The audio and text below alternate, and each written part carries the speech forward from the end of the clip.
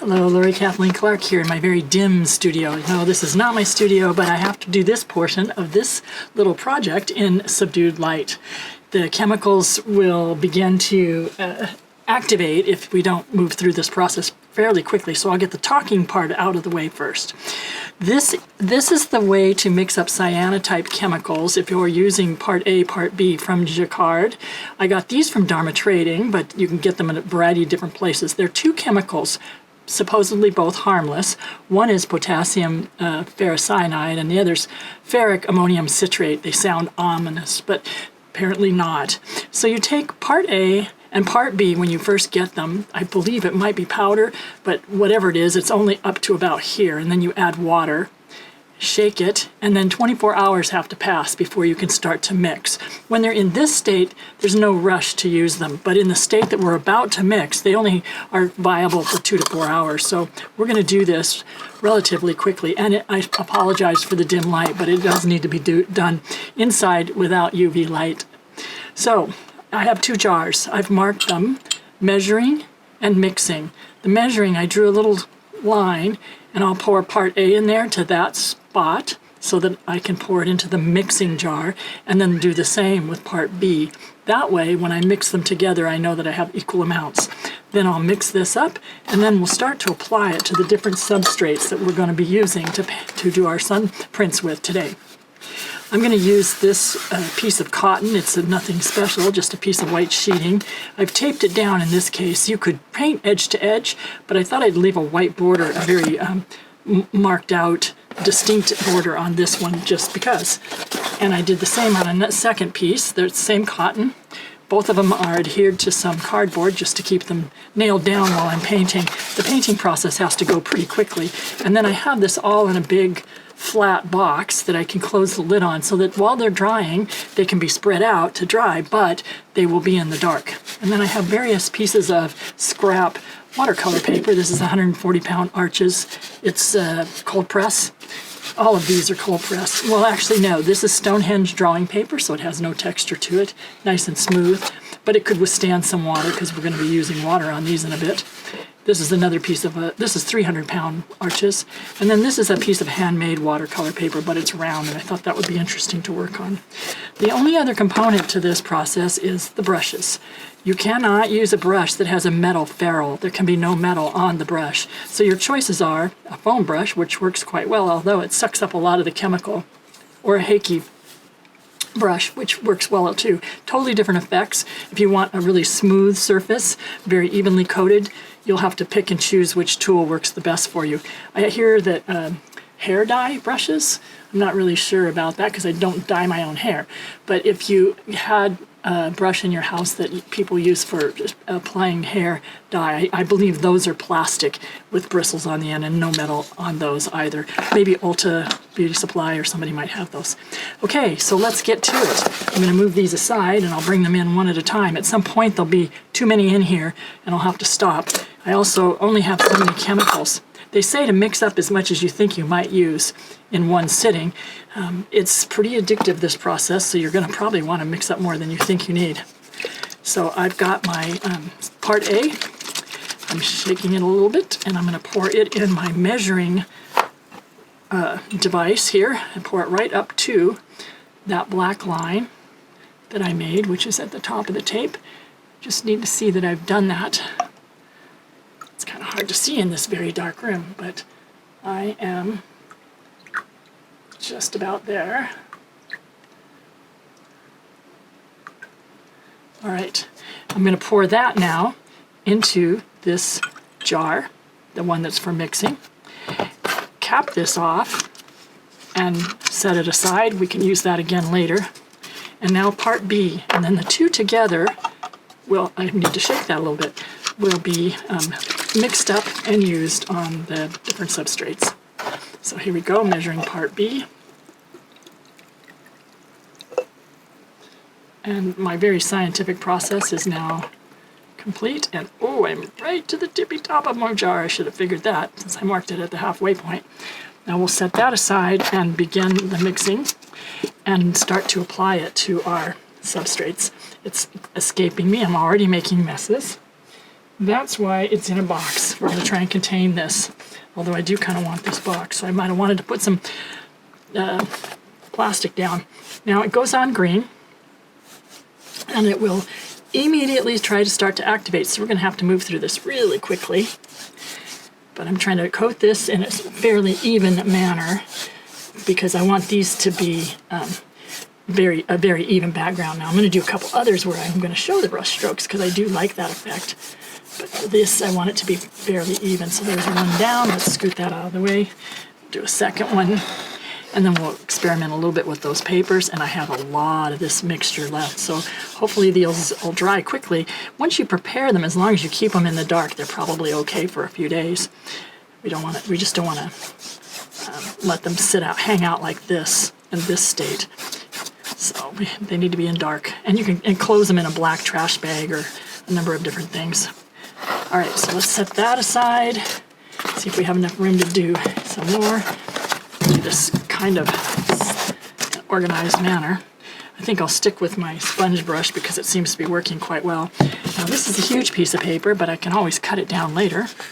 And this one I do want to have it a little more brush strokey. The strokes can start and stop, but I want it to be in the center portions applied fairly evenly so that I get a good coverage, because I'll probably use this one with the negatives, and a more photographic process than the process where you set things on it. And so get this on here.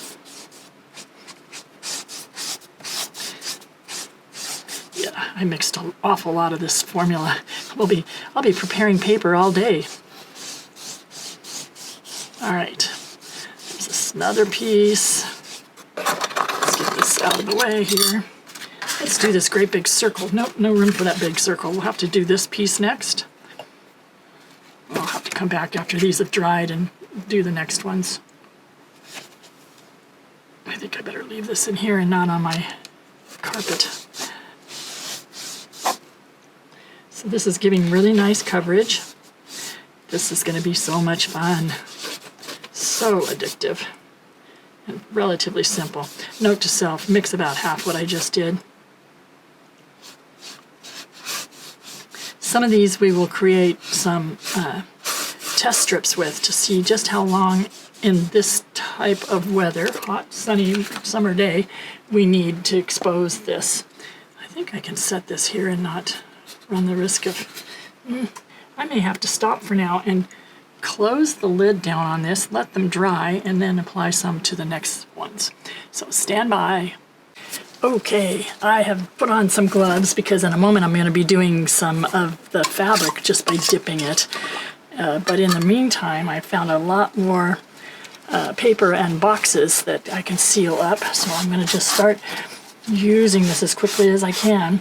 The good thing about this is once it's all coated and drying, this will last for about 6 months. So I can find a dark bag or something or keep them in one box, all dry, sealed up dark in a closet, and pull them out and use them at on a different day. Some of these I will put a second layer on that will cause it to tone darker.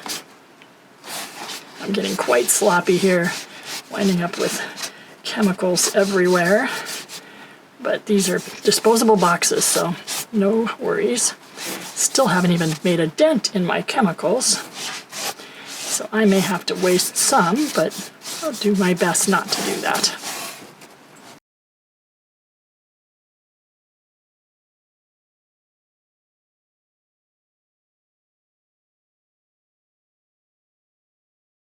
All right, this box has some scraps because I will be doing some test strips, so I didn't want to waste a good piece of paper, so I just pulled out a piece of scrap, and I can use this in the test process that we'll talk about in a different segment.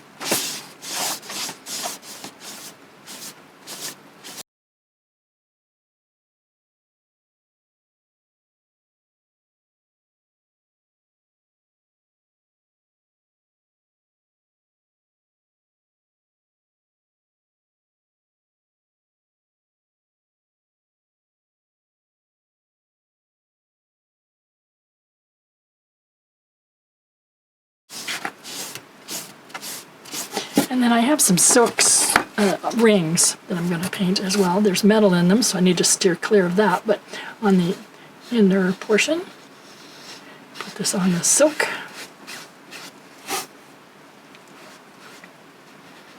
You can purchase these from Dharma Trading. They have them in a number of different sizes. I usually silk paint on them, but I thought it'd be fun to experiment with some cyanotype on silk. So there's one, and that was not applied very evenly. I would like to get that a little more evenly applied.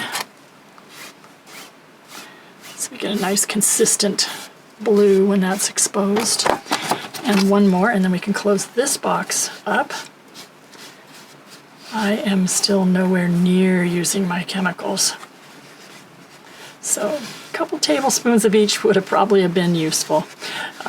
Much more than that is way beyond what's necessary, although it doesn't hurt to prepare this all up ahead of time. Let's even out some of this, and now I can close this one up and move on to the next box. Okay, in this box we have a couple pieces of cotton that I'm just going to dip right into the solution, thereby getting a really nice even coat. And I actually succeeded in using a little bit of the chemicals. So we'll do that on a couple pieces, and then I have a box full of watercolor paper to do yet. But I think that we can probably use the remainder of this up on fabric in this way. So I'll just spread that out to dry. It can be ironed before or after the process. Let's do a second piece. Yeah, this is a good way to use this. It's coating it very well and using up, hey, we might be done. How about that? So with what's left, I may double dip some of the other pieces I've already done, and we are ready to put these away till they dry. Let's just get this one laid out. Now we have some great fabric to work on later. I wanted to talk just a little bit about the different formulations Jacquard has. So this is the one we've been using. This is pre-mixed, basically. Cyanotype part A and B, that you buy the container of this, and it has you just put water to fill it up with water and then shake it. So essentially what's happened is there's a certain amount of powder in each, pre-measured. You add water, mix it up, and then this is viable for some time. It has a long shelf life.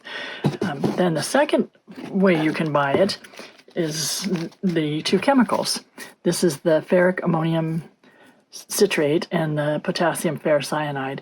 They need to be mixed, and the directions are very specific about how much. In this instance, it's a quarter of a cup or 100 grams of this, and you mix that much to 1.7 cups or 402 milliliters. You can read the directions for yourself and do this, but so you mix this up, and then you mix some of this up, and then what you have basically is this, but you had to measure it all.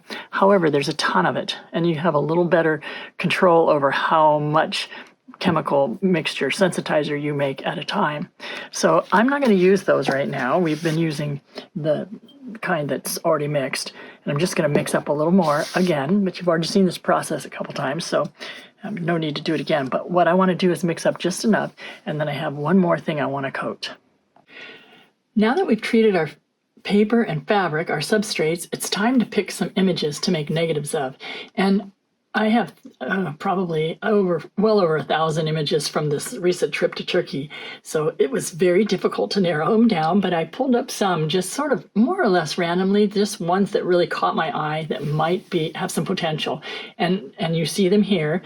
I realize they're little tiny thumbnails, so it might be difficult. But what I'm going to do is rapidly go through and eliminate a number of them, but quickly tell you also why I'm doing that.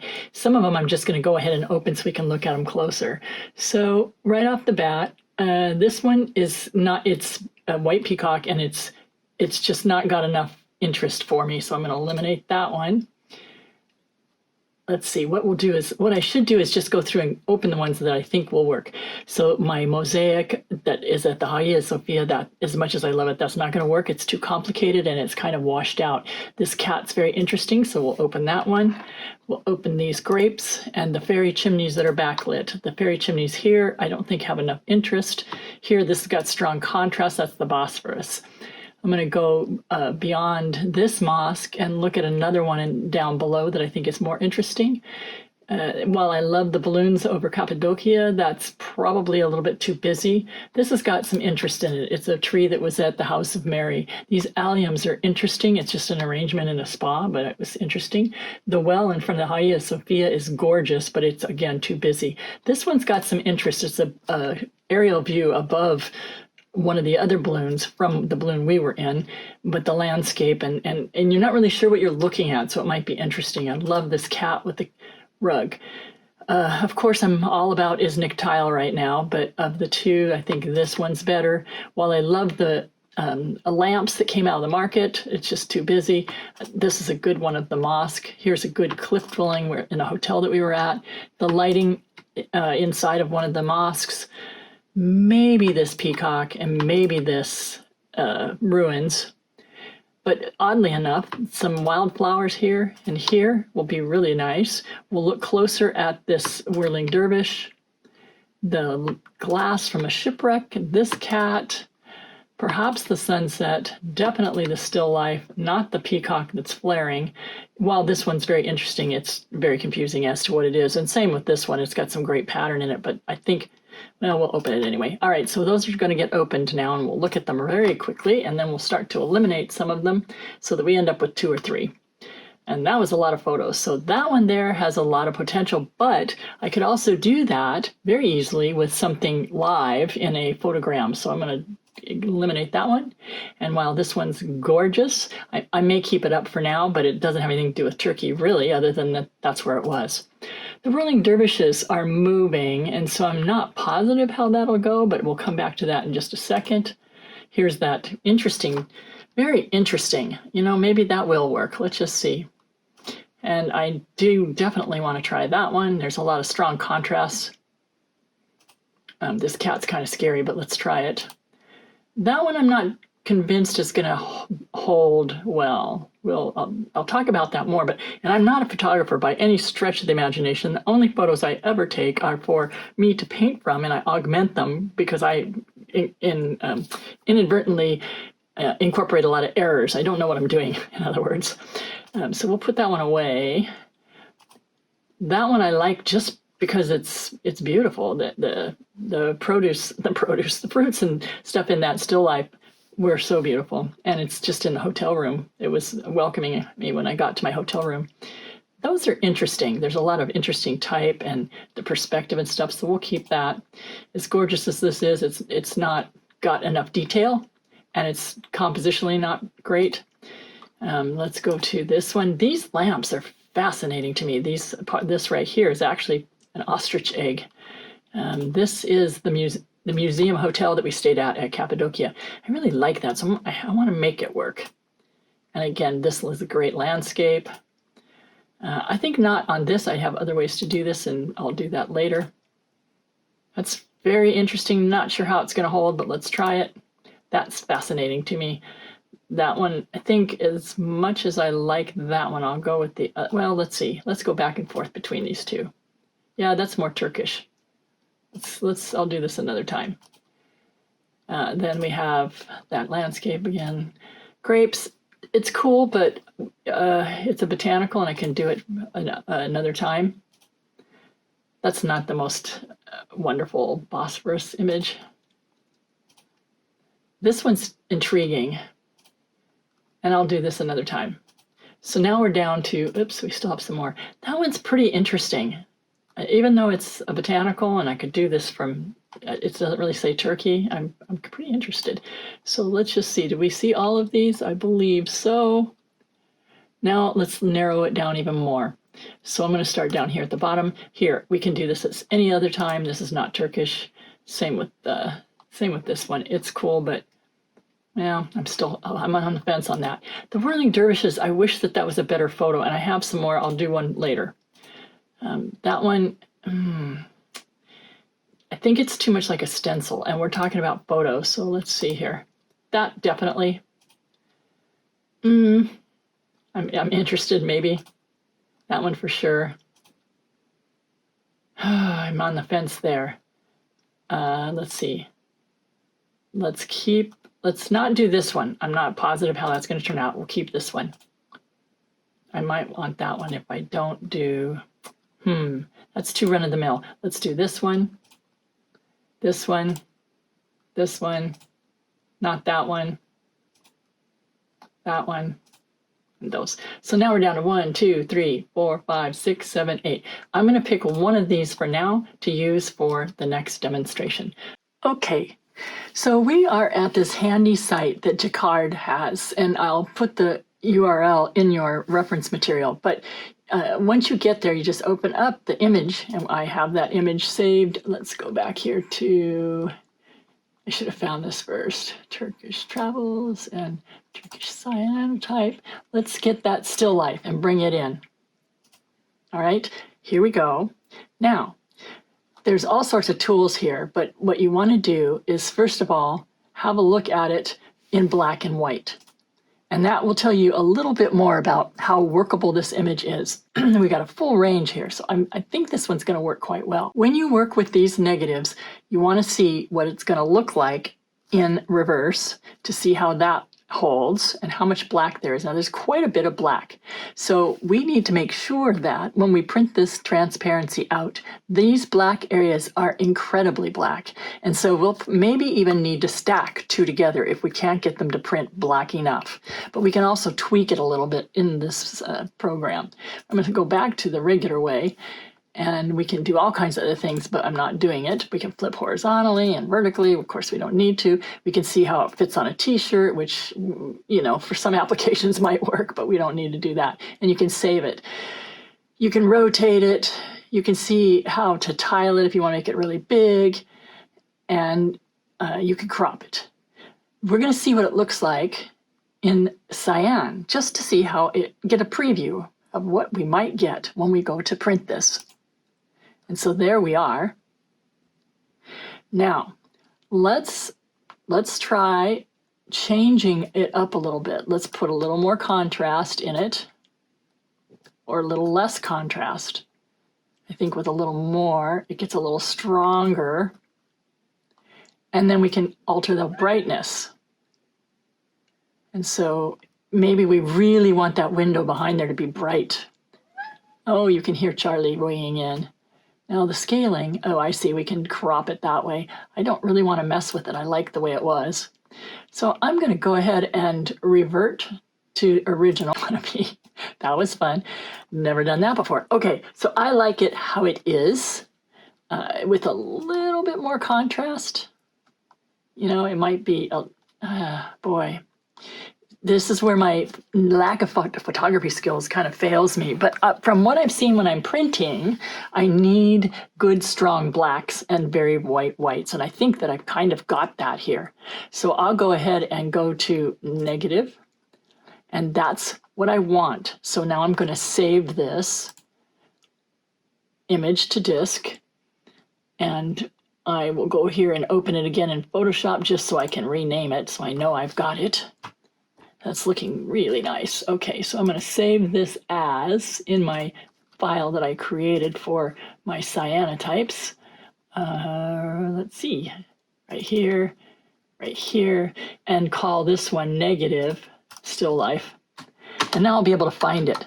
The next step will be to print it. And I need, even though I have a printer right next to me here, I need to go downstairs because the one right next to me, even though it's got 8 cartridges and it's a big fancy thing, it's inkjet. The one downstairs is laser, and my transparency sheets are for a laser printer. So I'm going to want to use the proper printer for those transparencies. And when we get this printed, then we'll look a little bit at about how dense that black is. And if it's not dense enough, we can try running it through the printer a second time and hoping that the registration stays aligned. And I've done it in the past, and sometimes it does. Or I'll print 2 and sandwich them together best I can, tape them together really well, and use them together. And then we can talk a little bit about some of the testing you have to do to just really play with these images until you figure out just the right amount of density, just the right amount of contrast, and the timing. Just like everything else with cyanotypes, it's a little bit tricky. Okay, just for fun, I want to add one or two more. I like this image so much, but let's see what it looks like in reverse. Oops, in black and white, and then in reverse. Now, my question to myself here is, how will this work? So all those white areas are going to let in a lot of light. So that will be, there's a lot of blue there. So if I'm going to do this, let's just see what it looks like here. Yeah, that's gorgeous. I'm going to need a lot more contrast, I think. So let's just see what happens here. If we go that way, that's too, no, we need it to go this way and crank up that, right? See, this is where you need to have some photography skills. I think that's going to work. That's very cool. So I'm going to go ahead and save this. Now, is that the whole image? Let me just see if I have all of it. Yes, I do. All right. I'm going to save this one, just like I did the last one, and put it in that same place.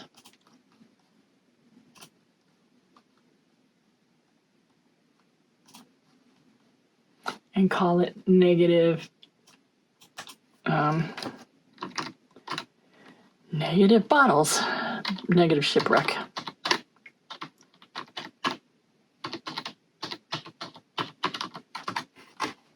And then one more, just for fun. I'd like to try that kitty cat.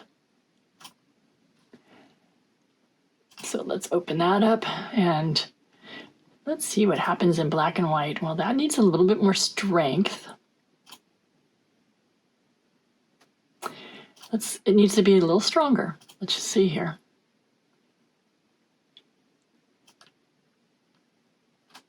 Turn that down a little bit and this way up. That could work. That could work. Let's try this one. So let's save it. All right, I just have to double check that I really did do these in reverse. That's negative, yes. But is that negative? Yes, okay, so we're good. That's three very different kinds of images. I guess I need a landscape and then I'll be happy. So let's go back and grab, the fairy chimneys or, oh, we wanted to do this aerial view. Let's do this one. And oh, the format. So I'm gonna twist this way and then scale it to fill it up. There we go. Might as well use the full sheet, right? Negative and black and white, and then negative, and let's see what we got. Well, that's absolutely weird. I just think I need to go for something different. Either the mosque or the fairy chimneys. Well, oh, wait, let's do this one. Again with the rotation, scale.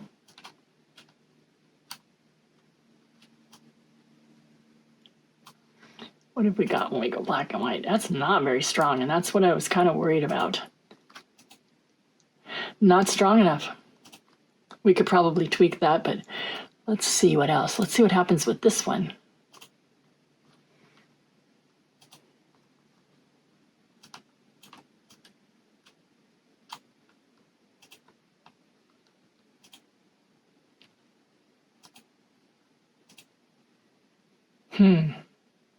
I'm just not very happy with these. I'm sure they would be beautiful, but I want something striking. So, strike three. While we're here, let's just look at this botanical. Oops.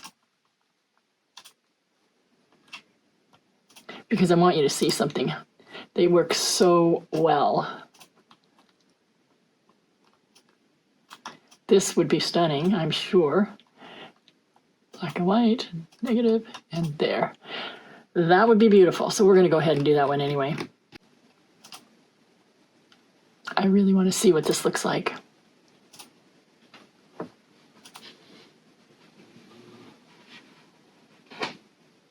You know, I think I need to try it.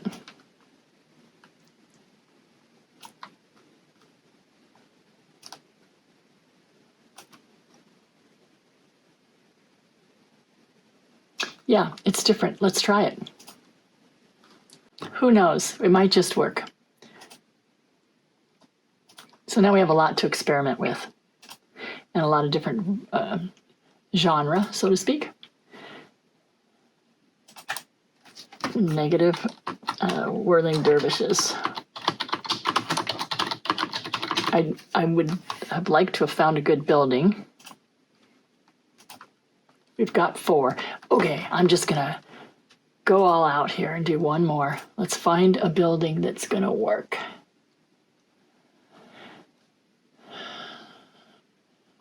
I'm just gonna go for these fairy chimneys. And what I'll do is scale it because I want to see more of the fairy chimneys. And let's see what happens in black and white. It might work. It just might work.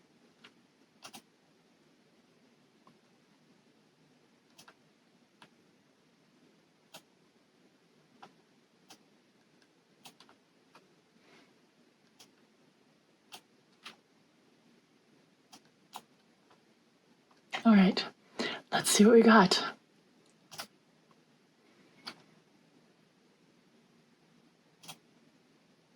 We'll try it. All right, I'm ready to print now, and I'm going to work for my printer on this color laser printer transparency film. It's designed specifically for laser printers. But make sure that you use whatever transparency film you can to match the type of printer you have, either inkjet or laser. I also have a few sheets of this solar fast film. It's also transparency, but you can see it's a little cloudy, so it's got a coating on it. And in either case, you want to find the side of the transparency film that's coated or stickier or not as slick. That's a little bit difficult, particularly on the non-solar fast ones where it's completely clear. That side is the side you want to print on. And then in my case, I always have a struggle over how do I put it in my printer so that that side comes out up and the ink ends up on that side. So I think I've done that now.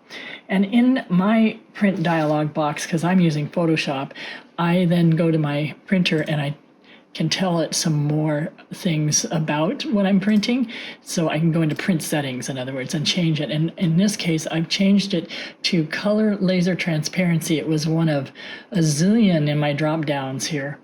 So I picked color laser transparency, black and white, and said okay. And then I made sure it fits on my paper the way I want. And prior to this, I even went in and tried to boost the black a little bit. Your goal here is to get your print to be as dark and the black parts to be as opaque as possible. In this case, it's taken 2. There are 2 sheets of transparency here sandwiched together to get that much opacity. But if you don't have that opacity, there will be no white when you print. So let's go ahead and print this one and let's see what we get the first go. And then we'll try it a second time. While it's printing, I'll go ahead and get the next one ready so that I can send it to the printer as well, because this laser printer is really old. It takes a little while. So let's go to print. And it should pop up. I'm going to tell it to fit to the scale to fit the media. This one.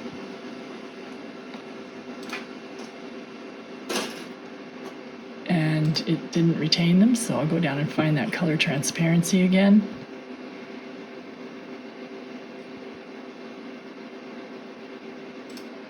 And then tell it that it's black and white.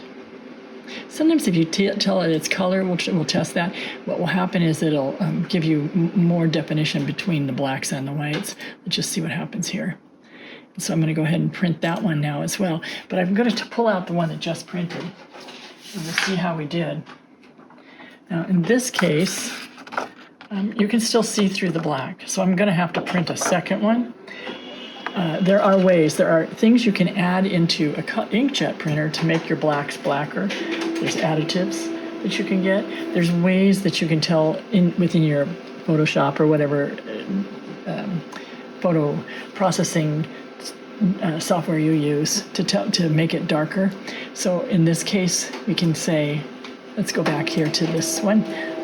We can say that we want the contrast to be darker in a variety of different ways. I'm going to try in levels. Sometimes you can tell it to increase the contrast. There we go. That's darker. Let's just try that. So I'm going to print it a second time. And even if it's not dark enough, now I'll have two and I can layer them together. I'm not going to change anything, because if I change anything in the settings here from the last time I printed, it will change the size and then they won't line up. So that's printing. Let's just see how the whirling dervishes did. And in this case, it may be okay because I didn't really need any really super whites, but I think I will print a second one of this one as well. So let's go back to this and say adjustments levels and go to increase contrast 3 and maybe even, let's see, mid-tones darker. That might be interesting. Okay, that made quite a change. Let's print that. Make sure it retained everything, and it looks like it did.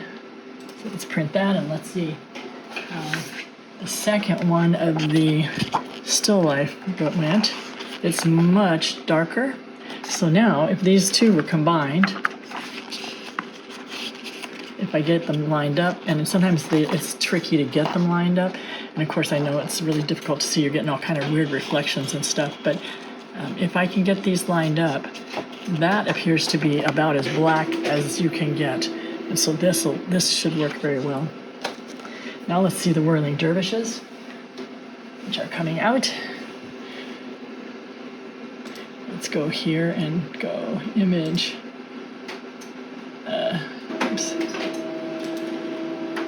Levels. Contrast. Increase the contrast. And midtones darker.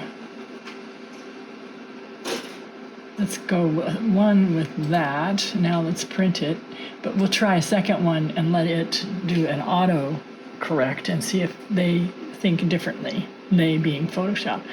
All right, print. I'll have to set this all up again because it's on the wrong printer. So this is difficult to see, I know, with the background here. Let's see if we can do it against my hand, but you can see it's quite dark. So I'm happy with that. It may even print without a second, even though I have a second. And now I'm printing these bottles. And we have one left here. This one I'm just going to go ahead and print as is and see what we get.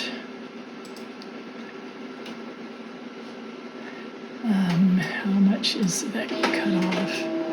I do want to shrink it a little bit here. Sometimes when you scale, it gives a hard edge you don't want, but that actually worked. Okay, and print. Anyway, you can see there's a lot of variables, different things you can do to adjust. Depending on your printer, it will vary. This has got some pretty good definition in dark black, so it might just work. All of this white area will be blue, and anywhere it's dark will be white.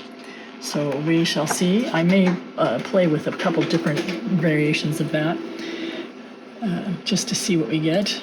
So what happens when we tell it to do auto contrast? What didn't change, did it?